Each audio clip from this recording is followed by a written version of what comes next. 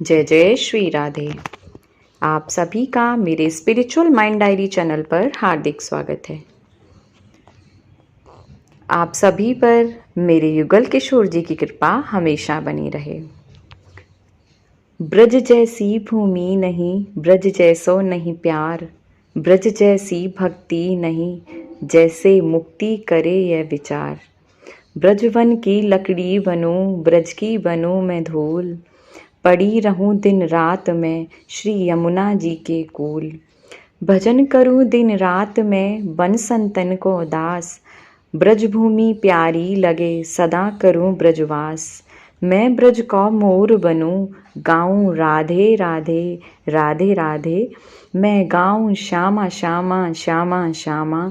मैं ब्रज को मोर बनूं, गाऊं राधे राधे श्यामा श्यामा श्यामा श्यामा श्यामा श्यामा। तो दोस्तों, आपने तो ब्रज की महिमा सुनी ही होगी। इस वीडियो में हम जानेंगे कि कैसे हमारी युगल किशोरी जी खुद किसी एक सेठ की बेटी बनकर कैसे चले आई उनके घर। तो दोस्तों, इससे पहले मैं आपसे विनम्र अनुरोध करती हूँ कि मेरी इस वीडियो को अंत तक देखिएगा एवं मेरे स्पिरिचुअल माइंड डायरी चैनल को सब्सक्राइब करिएगा, लाइक एवं शेयर अवश्य कीजिएगा। तो दोस्तों, हम आगे इस कहानी की शुरुआत करते हैं कि किस तरह से जब हम सच्चे मन से भगवान को पुकारते हैं तो वह दौड़े चले आते हैं और हमारी पुकार ज़रूर सुनते हैं। दोस्तों, भगवान को भी अपने एक सच्चे भक्त की उतनी ही ज़रूरत होती है जितनी हमें भगवान की।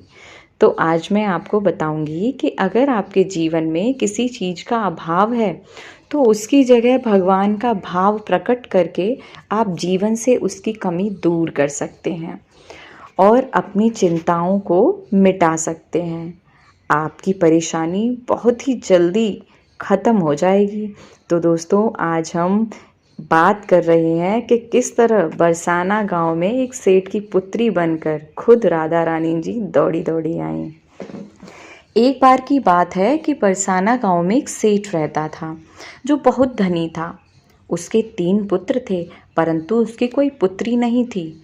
कुछ समय पश्चात उसकी पत्नी का देहांत हो गया और सभी पुत्रों की शादी हो गई।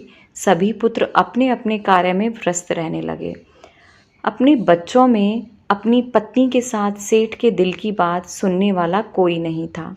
सेठ को शुरू से ही इस बात का बहुत दुख था कि उसकी कोई पुत्री नहीं है, लेकिन अब उसकी पत्नी की मृत्यु के बाद उसको यह दुख और सताने लगा और वह इस बात को लेकर परेशान रहने लगा कि उसकी कोई पुत्री नहीं है। एक दिन एक महान पंडित उसके घर पर आए और उसे दुखी देखकर उससे पूछा कि तुम्हें किस बात की परेशानी है, तुम क्यों दुखी हो, तुम्हारे पास तो बहुत पैसा है। तो उसने अपना दुख का कारण पंडित जी को बताया कि कोई मेरी पुत्री नहीं है, इस वजह से मुझे अपने जीवन में यह अभाव रहता है कि मेरी कोई पुत्री क्यों नहीं है। तो वह पंडित जी उसको कहते हैं, लोग यह भी कोई परेशानी की बात है, तुम राधा रानी को अपनी बेटी मान लो। हमारे जीवन में जिस चीज़ की कमी होती है उसको भगवान ही पूरा कर सकते हैं। परेशान होने से क्या होगा, तुम राधा रानी को अपनी बेटी मानो और उससे अपने दिल की बात किया करो, देखना तुम्हें यह भाव कभी नहीं सताएगा। सेठ को पंडित की यह बात बहुत अच्छी लगी और वह ऐसा ही करता है। राधा रानी की मूर्ति लेकर आता है और प्रतिदिन भोजन करने से पहले राधा रानी को भोग लगाता है, फिर स्वयं भोजन करता है और सोने से पहले राधा रानी के साथ खूब बातचीत करता है। ऐसे ही करते करते वह दिल से राधा रानी को अपनी बेटी मानने लगा और वह भूल ही गया कि उसकी कोई बेटी नहीं है। उसे इस बात का आभास होने लगा कि उसकी पुत्री सच में है और वह बहुत दिल से उसे अपनी पुत्री मानने लगा। जब तक वह बात ना करता, उसे भोजन ना खिलाता, उसका मन नहीं लगता और जब वह बात करता तो उसके मन को बहुत संतुष्टि मिलती, जैसे उसे पता नहीं क्या मिल गया हो। तो दोस्तों, एक दिन जब सेठ के घर पर एक चूड़ी बेचने वाली मनहारन आती थी, वह उसकी बहुओं को चूड़ियाँ पहनाकर जाती थी। एक दिन वह चूड़ी बेचने घर पर आई और उसने सेठ के बेटों की तीनों बहुओं की चूड़ी पहनाई। उसके साथ जब सेठ की बहुएं चूड़ी पहनकर चली गईं तो उसके सामने एक और कन्या आई और उसने कहा कि मुझे भी चूड़ियाँ पहना दो। चूड़ी वाली ने सोचा कि शायद सेठ के घर पर कोई मेहमान आई है, तो उसने उसको भी चूड़ी पहना दी। उसके बाद वह चूड़ी वाली सेठ से पैसे मांगने सेठ की दुकान पर पहुंची और बोली कि चूड़ी के पैसे दे दो। और उसने पहले से अधिक पैसे मांगे तो सेठ ने कहा कि तुमने चूड़ी का दाम बढ़ा दिया है क्या? तो उसने कहा, नहीं नहीं सेठ जी, मैंने चूड़ी का दाम तो नहीं बढ़ाया, परंतु आज मैं 4 को चूड़ी पहना कर आई हूँ। उसने कहा, मेरे घर में तो 3 ही बहुएं हैं। तो उसने कहा, नहीं, मैंने आज 4 को चूड़ी पहनाई है। सेठ ने कहा, तुमसे कोई गलती हुई है, मेरे घर में तो चूड़ी पहनने के लिए मेरी सिर्फ 3 बहुएं हैं। तो उसने 3 के पैसे चूड़ी वाली को दे दिए और चूड़ी वाली भी बिना कुछ कहे पैसे लेकर अपने घर चली गई। रात को सेठ घर आया और हमेशा की तरह राधा रानी को भोग लगाकर खूब सारी बातें कर सो गया। उस दिन रात को सेठ के सपने में राधा रानी आई और कहने लगी, बाबा, तुमने चूड़ी वाले को मेरी चूड़ी के पैसे क्यों नहीं दिए? जब तुम मुझे अपनी बेटी मानते हो तो तुमने मेरी चूड़ी के पैसे क्यों नहीं दिए? और ऐसा कहकर एक लाडली बेटी की तरह रोने लगी। यह सब देखकर सेठ की आंखें खुल गईं और वह भी रोने लगा। जब सुबह हुई तो वह चूड़ी वाली के घर आया और बहुत सारी स्वर्ण मुद्राएं उसके पैरों में रख दी और उसने बताया कि तुम कल सच बोल रही थी, तुमने कल 4 को ही चूड़ी पहनाई थी। मैंने राधा रानी को अपनी बेटी माना है। तुम बहुत भाग्यशाली हो जिसको राधा रानी के दर्शन हुए हैं।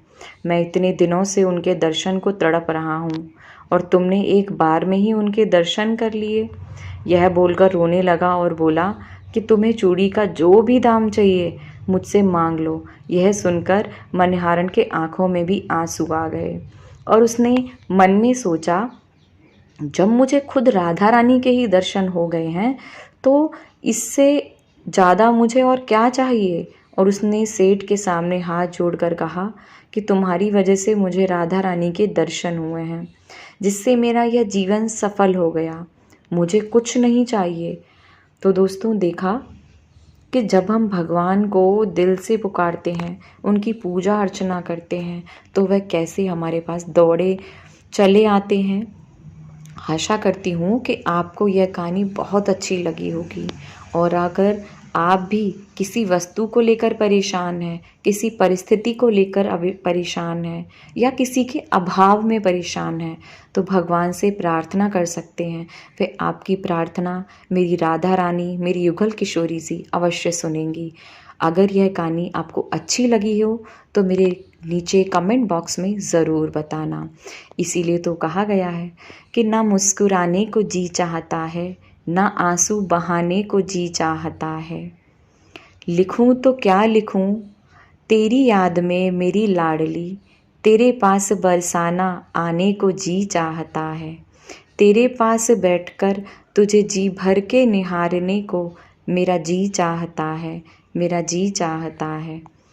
तो दोस्तों, आप भी ऐसे ही राधा रानी जी को जो भी मानना हो, आप उस भाव से उनको मानिए और मनाइए और अपने जीवन में भक्ति भाव, श्रद्धा भाव से अपने जीवन को सफल बनाइए। जय जय श्री राधे, जय जय श्री कृष्णा।